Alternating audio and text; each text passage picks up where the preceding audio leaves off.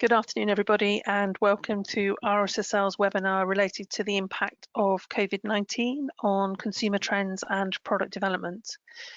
I hope you're all staying safe and well during the pandemic situation we all find ourselves in. And so I'm delighted to introduce Rajan Kalakoti from Mintel and Eade from RSSL, who will be delivering the technical aspects of the webinar this afternoon, and I will be here to support them. My name's Jane Staniforth, and I'm the head of food sales within our commercial team. As I'm sure you are aware, Mintel are a global market research and market insights provider, and we're delighted that they have joined RSSL today to deliver this webinar. So before we get started, let's just share with you some information in case you're having any technical issues and also wish to pose a question as the team are presenting. For any technical issues that you're having, please send a short message within the question chat box on the right-hand side of your screen. The team here will then respond to you directly in order to try and resolve the issue. And whilst Rajan and Meg are presenting, if you have any questions you wish to ask, please feel free to submit these using the questions box on the right-hand side of the screen, and we will then do our best to answer questions at the end of the formal presentation. And if we run out of time, we will then come back to you after the webinar today to answer the questions. If you have a confidential question, please email me and we'll come back to you independently. Okay, so now all the admin has been sorted, let's proceed with the webinar, and let me start by telling you a little bit more about RSSL so that you can then understand why we're able to share our knowledge with you today.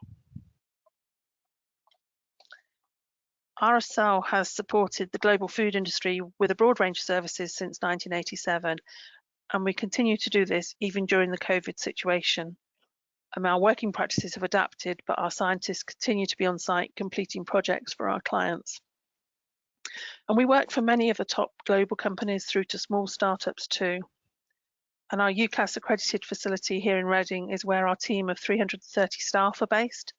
And our technical expertise covers a broad range of services, including chemistry, physical sciences, biochemistry, as well as food technology, which is relevant for today's subject. And one of our key strengths is our multidisciplinary teams available to support client needs to support with their projects. Our expertise as a business is extremely broad, and we provide a range of services to support innovation programs through to manufacturing support regarding food safety and quality. Our extensive range of product development services, from both food technologists working on the bench, developing and optimizing recipes, through to analytical support for your internal NPD teams.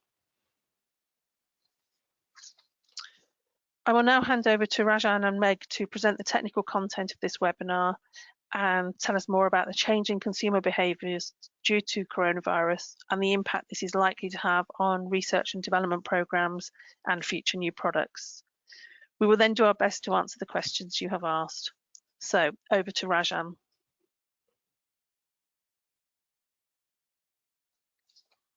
Hello and welcome, and thank you for joining this session today. I hope you're all keeping safe and well. My name is Rajan Kalakoti and I'm a Client Engagement Director here at Mintel. I would also like to thank Jade, Meg and the RSSL team for having me join them today. And so today we're going to be looking at consumer behaviours pre-COVID and also, now we're in the outbreak as well, and what has changed and indeed what we can expect in the future.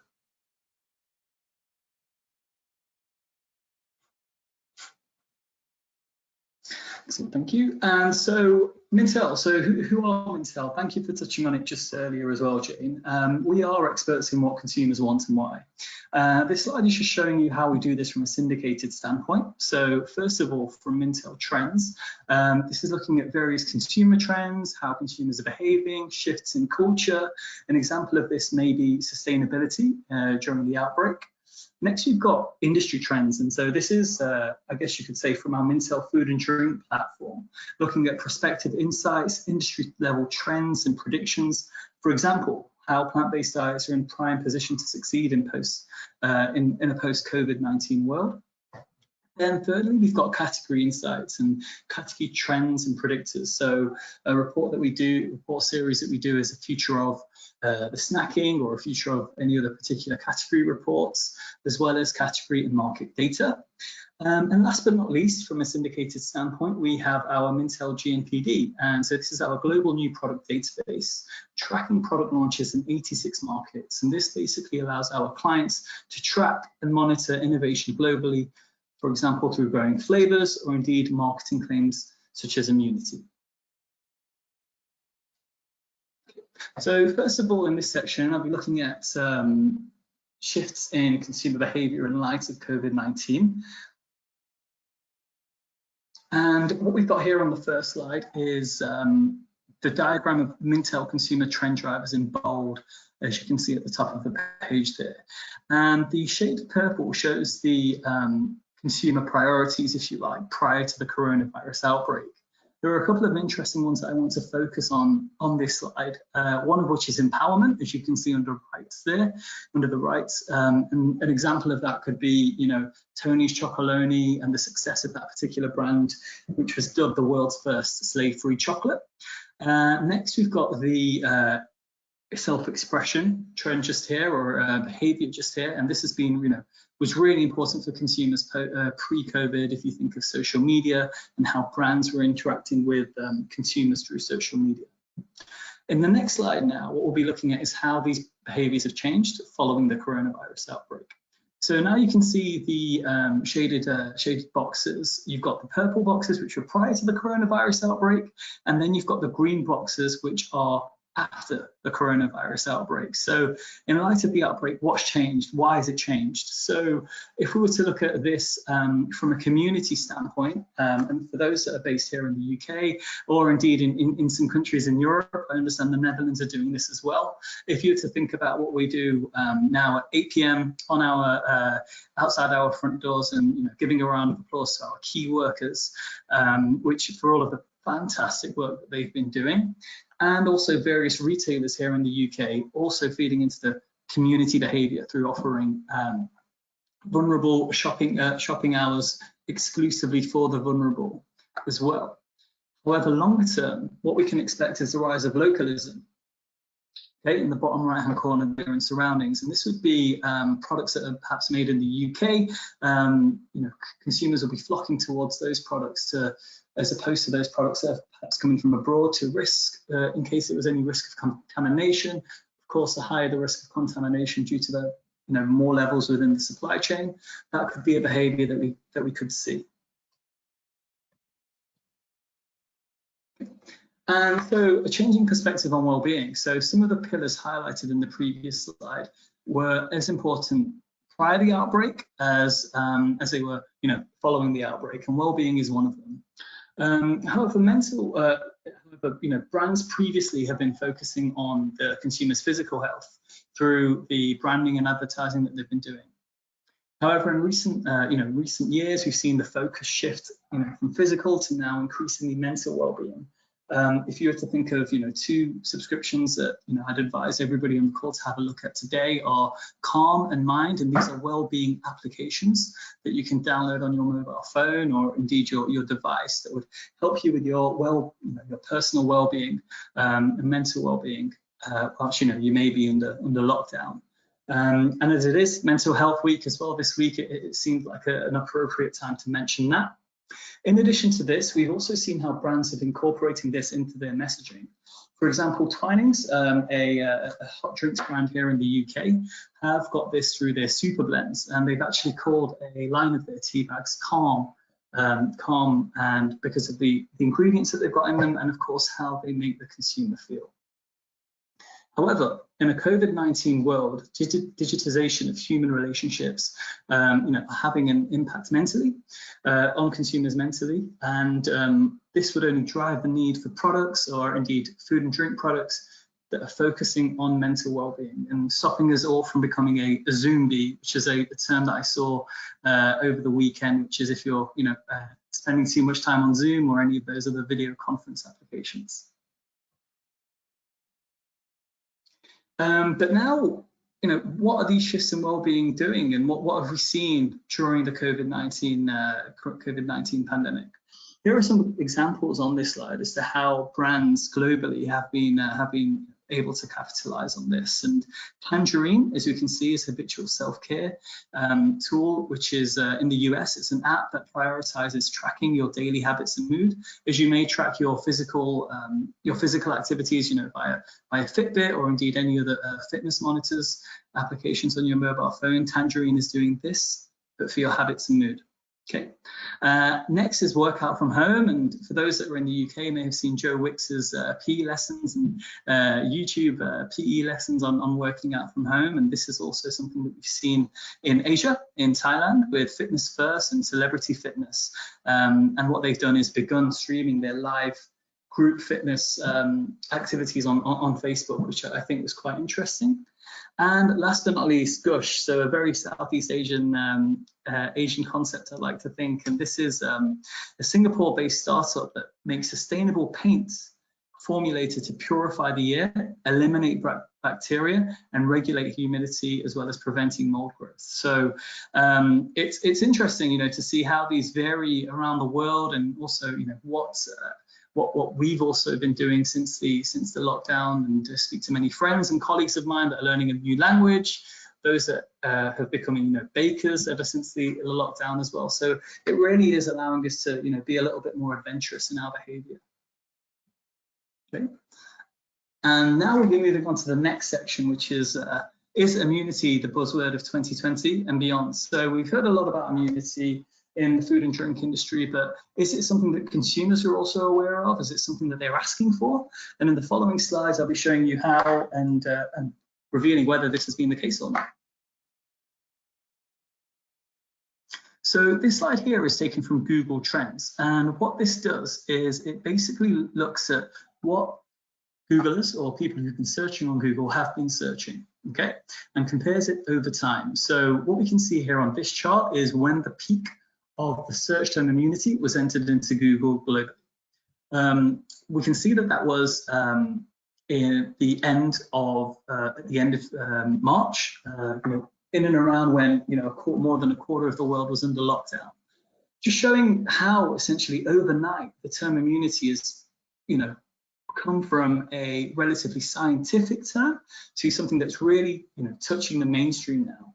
And in this section, what we'll be looking at is how brands can embrace immunity in their products and address those consumers who may need it the most. And so here are product examples of immunity across categories. And just before I move on to the products, I'd like to manage your expectations and saying that according to our Mintel GNPD, less than 1% of global food and drink launches made immune system claims in the 2 years up until February 2020. Okay, and these are just some of the product examples that have immunity on the packaging, as well as the in-name benefit of the product itself. The first one is tea, immunity blend tea from India, and what this product actually has, as you can see from the pretty premium packaging, is the milk thistle, which is said to actively aid liver function, and is also claimed to flush harmful toxins from the body and deliver an enhanced immune response. Next, we move on to gum and candy, and this is lozenges from Canada, which contain zinc, glucinate, organic elderberry, which is said to help relieve symptoms of colds and flus to support the immune system. And last but not least is juice shots. And what I like about this product here is that in terms of size, it's something that is portable. It's making science simple. In terms of the product concept, it's something small that you can consume on the go, or if you need your quick immune fix, this is really appealing into that with the immunity defense shot that we have here from the US. Okay, and so what we see here on this chart then is, this is through using our patent analysis tool, Fibre, that we have here at Mintel. And the chart itself is showing the global share of patent inventions based on immunity enhancing ingredients.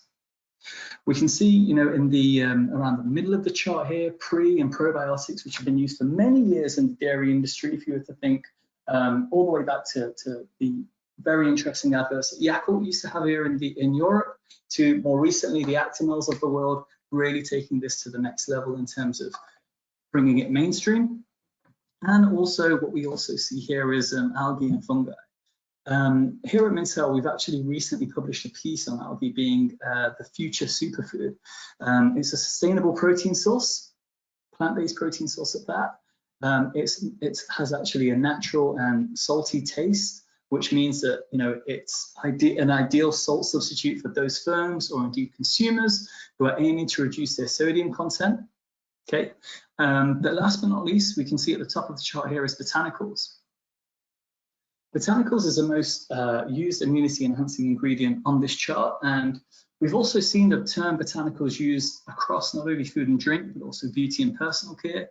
There are many brands within the beauty and personal care world that have botanicals within their product description, just to really sell the natural aspects of that. Meg will also be touching on botanicals a little later today. Okay, and so that's led us nicely onto this slide here in terms of botanicals and the naturality that the term itself exudes. So we can see that naturality trends in these statistics here on this slide will really drive interest in botanical ingredients. Okay, and in this pandemic that we're in at the moment, despite the limited scientific evidence during the period without a vaccine, consumers may look to botanicals with natural immune supporting ingredients to stay healthy. Okay. We can see here that over half of the US consumers who use vitamins and minerals or supplements feel that products made from whole food ingredients absorb better.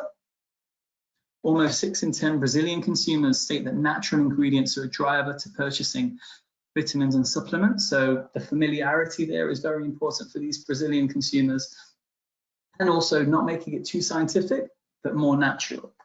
And last but not least, 72% of UK consumers would be interested in sports nutrition containing health boosting herbs and spices. So really bringing it back to away from the nutrition, the scientific side of things, but more towards naturality and familiarity with the consumer. Okay. And the final section for myself today would be personalisation and health monitoring for consumer groups. Okay, and so this slide here is quite interesting, and probably one of the most famous diabetics in the world, Tom Hanks, and his wife, unfortunately contracted COVID-19, and there wasn't much of the story, of course, other than a very talented actor and his wife contracting the virus, but he's diabetic, and this actually led the Lancet to conduct a study in terms of what was happening in Wuhan, and what we saw in Wuhan was that 20% of individuals confirmed, or almost 20%, sorry, of individuals confirmed with COVID-19 infection admitted into hospitals had existing diabetes conditions. Okay. So this just goes to show that health messaging and personalization for people with these with conditions such as these are really, will become increasingly important for brands to shift the messaging in terms of highlighting the immune benefits. Okay, this chart here, taken from Mintel's global new product database, the innovation tool that our clients use, shows the proportion of product launches with immunity in their positioning. Okay, as mentioned before, this is very untapped and largely with less than 1% of global food and drink launches made with immune system claims in the last 2 years since February 2020. Okay. While many people have faith, or at least hope for, the power of food and drink to support their immune system, this area of health has largely been overlooked in the market. And this is despite the range of vitamins and minerals being authorized for the claim that contributes to the normal function of the immune system under the EFSA. Okay, the share of products is actually even lower within the seniors, and we can see here these three consumer groups were the ones that were suggested as being at the most risk for contracting COVID, and would have potentially serious implications for those individuals. Just going to show that brands should really consider NPD with immunity positioning for those groups such as these that are most at risk. Okay, and that will bring us nicely onto Meg's section now, who will talk through the impact of future product development in light of COVID-19. Thanks very much, Rajan. Some really interesting insights there. And it's really great to see how Mintel are tracking these changes in consumer behaviour during this time. So hi everyone, I'm Meg and I'm an innovation technologist working within the product and ingredient innovation team here at RSSL. So what do these shifting priorities and interests really mean for the world of product development, and how do we react to cater to consumer demand? The main theme will be one of increased awareness of wellness, as Rajan told us earlier today. This is not a new trend, as health has been king for consumers for a long time now. But there is now even a more urgent interest in specific ingredients for physical and mental well-being. And consumers will not only be looking for comfort in their food choices, but for it to also provide the well-being boost that everyone is searching for. I'm going to take you through some of the main areas we're seeing these trends, and then a discussion of some of the emerging products, especially in these areas. So firstly, let's discuss in terms of ingredients how we can look at this growing surge in interest in immunity that Rajan was discussing. So functional ingredients are not new. However, consumer demand will be for natural ingredients from botanical and herbal origin, which consumers will believe will give them a benefit specifically in the area of protecting their immune system. So as Rajan said, this will include vitamin fortification, as well as the inclusion of these botanical ingredients. An interesting area where we're seeing many of these ingredients is in the emergence of no and low alcohol spirits, where blends of botanicals and distillates give not only interesting flavour profiles, but can also look to then claim a functional benefit. And this is possible when consumers make the link to the health connotations of choosing a non-alcoholic option versus an alcoholic option. We will see the increase in take-up in these non-alcoholic options post-COVID as people start to value their health even more, and maybe will look to make positive changes in their lives where they're able. Natural remedies will also have an increased interest as consumers look to protect themselves in other ways. And products containing ingredients such as apple cider vinegar are becoming more and more common. If there's something that I think this pandemic will bring into sharp relief, it will probably be a new renewed focus on the idea of food as medicine and how what we consume can really affect our health. This is also seen in combination with the new demand for personalisation for foods which cater for our very specific issues and needs in terms of health and also lifestyle. One thing that Rajan touched on and needs to be considered carefully when thinking about how you might be able to tap into this trend is around product claims. So the European Food Safety Authority, EFSA, have reviewed, and the EU Commission have approved several immunity-related claims for vitamins and minerals based on general data. However, it's important to know that EFSA has not delivered a single positive opinion on other ingredients as of yet. If companies or you want to make a health claim, then under EFSA guidance, there are extensive requirements to fulfill, not just for the identity and consistency of the ingredients, but also for the specifics of how they are formulated and how that will then affect efficacy. So it's important for food manufacturers to have a really complete understanding of their ingredients and also how processes, packaging, other ingredients may affect the status within the finished product. So this is an area where me in product development and also my analytical colleagues within RSSL are supporting the industry with regulatory submissions. So all this being considered, this means that aside from looking at these new natural botanical ingredients for immunity, it will be important to consider that vitamin and mineral fortification is still really the key way which we can create products that can be marketed for immunity. Specific vitamins and minerals, as Rajan said, have approved health claims around contributing to a normal immune system, such as vitamin A, vitamin C, and vitamin D. And therefore, the inclusion of these in a product may be really key in utilising this trend during development. So going on from some of the products that Rajan showed us earlier, here's just a small selection of some of the products we're already seeing on the market in terms of in the area of immunity. And these are all products which can be purchased in various UK supermarkets. Many of the products, as you can see, are within the drinks categories. Juice and tea are common vehicles for fortification. However, other product categories are also starting to be utilised. This Special K cereal, which is fortified with specific vitamins and minerals and claims enriched with nutrients to help support a normal function of the immune system. And also this Kingsmill bread, which is branded as having a vitamin boost. And these are both areas where you can see the use of claims that can be made using vitamins. You will also see an apple cider vinegar product. And this actually uses medicinal type branding to signify to the consumer that it can benefit their health. And I've also included an example of an alcohol-free spirit here, which is described as having a dry floral and herbaceous notes. It contains a range of botanical and herbal distillates, and some of these we may start to see more and more in products marketed for health and well-being. So the next area I'm going to touch on is gut health. So this is really an emerging area for consumers looking to improve their overall health and wellness. And so we believe we'll have an increased vigor and interest during and post-COVID. Fibre fortification is really key when discussing gut health. And as the daily adult intake for fibre, it's usually defined as approximately 25 to 35 grams. The majority of us, and especially those on highly processed diets, are getting nowhere near that 25 grams per day level. So this is really an area of health where specifically fortified products can really support.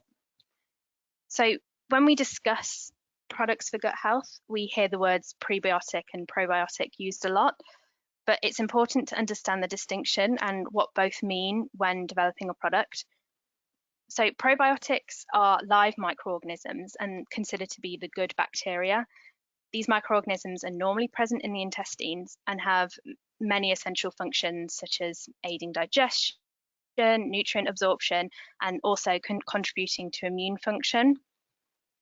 So fermented foods are a source of probiotics because they actually contain live bacteria within them. Whereas when we look at prebiotic, these are fibres which actually feed and maintain the good intestinal bacteria. So prebiotic fibre moves through the GI tract untouched and it's fermented in the colon. The fermentation process itself produces short-chain fatty acids, which is food for the colonies of beneficial bacteria, which are already present in the gut. And these prebiotic fibres include things such as chicory root fibre, otherwise known as inulin. And the other area where gut health is also coming into focus is mental well-being. A lot of research is going into the gut-brain axis at the moment, and this is a bidirectional link between the central nervous system and the enteric nervous system of the body.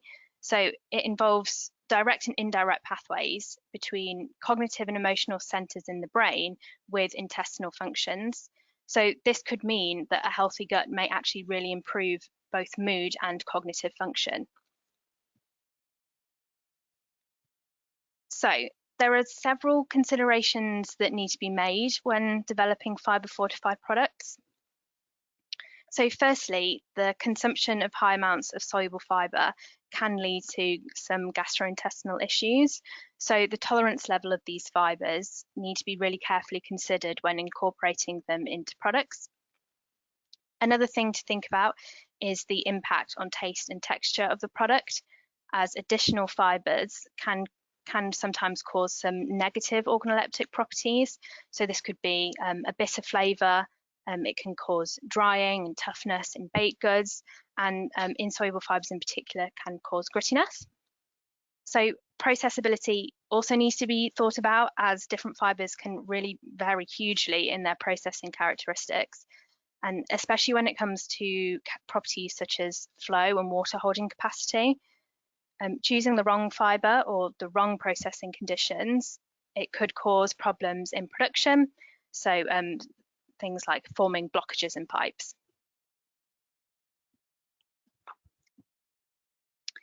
So here we can see some of the emerging products in this area, both prebiotic, probiotic, and also claiming gut friendly, gut loving, good for the gut. Most are still fairly within the expected categories.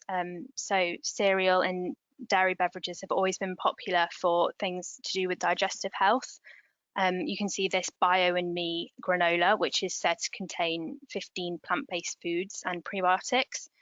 But this trend is also expanding to other areas. I'm sure you've all heard or seen kombucha, which is a soft drink based on tea, which contains live cultures and therefore is seen as gut friendly.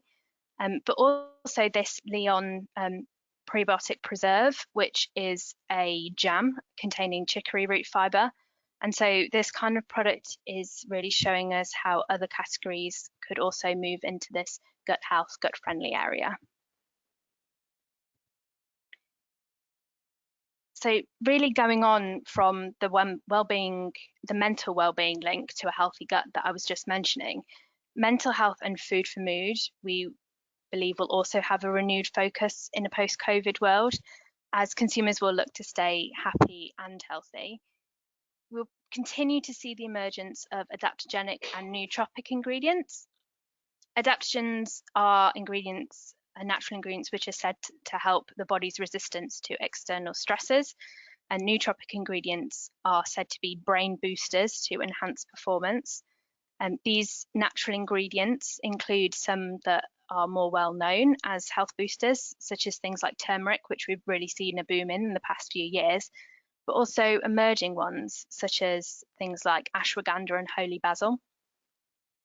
And Rajan spoke a little bit about this earlier, but what we're really seeing is products actually labelled with these moods, such as the calm and happy, which to showcase the mental benefit they could provide to the consumer. Mental health is becoming a highly discussed topic in many new areas, and food therefore is no different. So this awareness could really play into new developments for health foods and is, a relatively new take on health foods in general. So again, when we look at some of these products and product categories, beverages and breakfast cereals are the key area where these kind of functional benefits are being claimed. Tea in particular seems to be a way of incorporating these ingredients that consumers are comfortable and familiar with.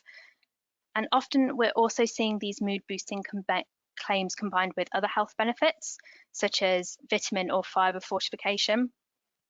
These re-nourish soups that you'll see one in the top left-hand corner here, they've appeared a couple of times in my presentation today, and they show a really interesting way in which these trends are being combined to really appeal to a health-conscious consumer. So fibre and vitamin fortification are being combined with botanicals and some of these newer adaptogenic ingredients, which means that these products can be labelled with moods such as calm and energy, but also some of the other benefits we were discussing, such as digest and immunity. So to summarise what I've talked to you about here today, COVID will change and affect most facets of our lives, and consumer demand for food and different food products will be no different. Many consumers will stay and turn to brands and products that they trust, but we really believe that there's an opportunity here for companies to innovate in the areas we've discussed today to provide benefits and really attract new consumers. And we're already starting to see this in the variety of briefs and inquiries that we're starting to receive in these areas here at RSSL. Okay, so thank you, Rajan and Meg, for a great overview regarding the impact coronavirus is likely to have on future food and drink innovations. And thank you to all those attendees who have asked some questions, which we will now start to work through some of those questions. So the first one is for you, Rajan. You mentioned the importance of consumers perhaps buying locally during or post-COVID. Could you expand on that a little and explain why? Yeah, sure, Jane. Thank you very much for that question. And so, yeah, it's due to a number of factors, really. The first factor, which is probably highly relevant to COVID, and I think Meg touched on it there in her last section, would be that consumers are more likely to trust brands that they're familiar with in terms of uncertainty surrounding hygiene, with uncertainty surrounding hygiene, international trade, and therefore familiarity would mean local British brands in this case, and this would be at the expense, unfortunately, of unfamiliar international brands. So that's one facet of it. The second facet of it is, one of the trends that we touched on about community at the start of my presentation, and within community becomes, of course, supporting local business. Okay, Narendra Modi, the India Prime Minister, has actually taken this a step further and has encouraged Indians to buy local, to support the local economy and business through a #VoteLocal campaign, which you can, which I definitely advise you to have a look at. A stance, if taken globally, would be, would call for much protectionist business operations across different countries. And what we'd actually seen this, an example of this in Italy during the 2008 and 2009 recession. Local in Italy is, what we've seen at Mintel, is a pretty powerful influencer. And consumers are actually proud of their Italian family-owned companies and brands that they can purchase from and very much resonate with. Companies such as Barilla in the previous recession focused their brand communication on that, very much supporting the Italian economy, providing jobs, celebrating Italian ingredients and culture and values, as well as, and that's reacting similarly to, could we see that post-COVID-19 as well? So that's really where we can, those would be the areas that I'd say would very much spark why consumers would think about buying locally during and indeed post-COVID. Okay, thanks, Rajan. The next question's for you, Meg. If I'm targeting a health claim based on vitamins, do I have to allow for the stability of them in the food system to meet the claim criteria? Thanks, Jane. So the use of overages when you add more vitamin than is needed is widely accepted and expected, and certainly for the vitamins that I've discussed here today. And there is advice published on how to handle this, but the critical point is the amount for the required for the claim must be present in the food product throughout its shelf life as a minimum. So you need to understand the rate of deterioration as part of this, and so not add so much at the start that you exceed the upper safety limit. So it really is a balancing act, and formulation stability data may help you to make these kind of decisions when formulating a product.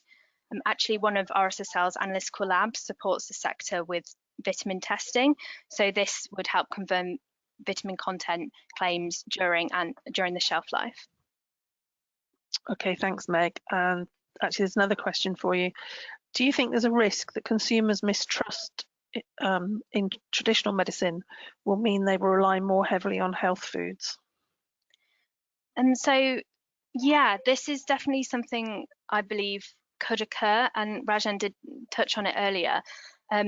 It's something that the industry needs to be mindful of when developing and marketing health foods and health products, as the last thing they want to do is send an unclear and potentially harmful message to consumers. Manufacturers need to be really clear on what claims they're making, that they're approved claims, and then also be careful of messaging that they're sending to consumers surrounding their health. And this is particularly key with all of these new immunity trends. Okay, thank you. So we've now come to the end of the webinar, which I hope you found it useful, and we appreciate the questions that you've asked. As we've not managed to get to answer all the questions in the time we have today, we will respond to you separately outside the webinar. This slide just summarises a couple of additional webinars that we're running in the next few weeks. The first one is tomorrow around regulatory support, and then there's one in June around turning your idea into reality from a food innovation perspective. So on behalf of the RSSL team and also Rajan from Mintel, I'd like to thank you for listening today. Please do not hesitate to contact us if you have any questions or you need our support with projects. We will be sending out a copy of the slides to you following this session, so you should receive those by the end of the week. And once the coronavirus situation has improved, we look forward to meeting you at future events and hope that we'll be able to meet face to face again. So thank you for your time. I hope you all have a good rest of the day, and please do stay safe in these challenging times. Bye.